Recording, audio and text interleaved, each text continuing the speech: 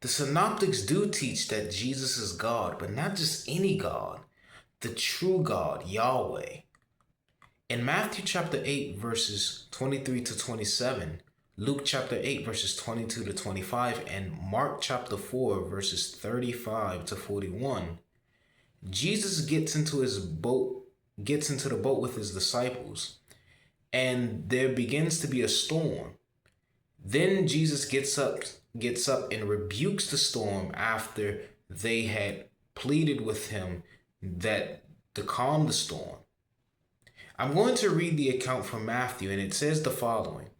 Now, when he got into a boat, his disciples followed him, and suddenly a great tempest arose on the sea, so that the boat was covered with the waves. But he was asleep. Then his disciples came to him and awoke him, saying, Lord, save us, we are perishing. But he said to them, Why are you fearful, O you of little faith? Then he arose and rebuked the winds and the sea, and there was a great calm. Now I'm going to read verse 27 in my translation. It says this here. Then the men marveled, saying, What kind is this man? For even the wind and the sea obey him. Notice, after he performs this miracle, they say, What kind is this man? The word that is there is potapos, which means what kind, what sort. And they say, potapos estin utos. What kind is this man? Talking about Jesus, because after doing this, they are amazed and they are astonished that the winds and the sea obey him. They didn't say they obeys anyone else. It says that it obeys him. And to ask what kind is this man is noting that this man cannot just be a normal man. Because actually, this is something that Yahweh does alone. In Psalm chapter 65, verse 7, Psalm chapter 89, verse 9, and Psalm chapter 107, verse 29, and all of these passages refer to the true God, and that this is the power of the true God to be able to still and calm the storms, that he has the authority to do this. However, Jesus is doing this, pointing to the fact that he is the true Yahweh God. He has the authority. He rebuked it on his own power. And also notice this, because this is what it says in Luke chapter 8, verse 25. It says this, Then he said to them, Where is your faith? And they marveled, saying to one to another, What then is this man?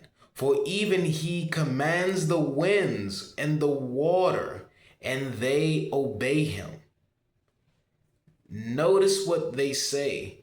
The winds and the water obey him. He commands them. And the verb that is used there is epitasi. This is the same verb that is used in the Septuagint in Psalm chapter 107, verse 29, which says about Yahweh, and he commanded the storm, and the wind stopped. Its waves became silent. And this, from the context of Psalm 107, Psalm 107 is referring to Yahweh. Additionally, as I mentioned in Psalm chapter 89, Psalm 89 verse 9 says the following, You rule over the raging sea and the rising waves, you soothe them. Meaning that they would have to, if he rules over them, they would have to obey him, his authority, his power, to be able to rule over them. That they listen and obey him. And in Psalm chapter 89, verse 8, again, the context is Yahweh. For it says in verse 8, O Yahweh, God of hosts, who is like you? O mighty Yah, and your faithfulness is about you. That this is referring to the one true God, Yahweh. Jesus has the ability to control nature, to rule over it. He has dominion over it. They obey and listen to him because he is the true God, Yahweh.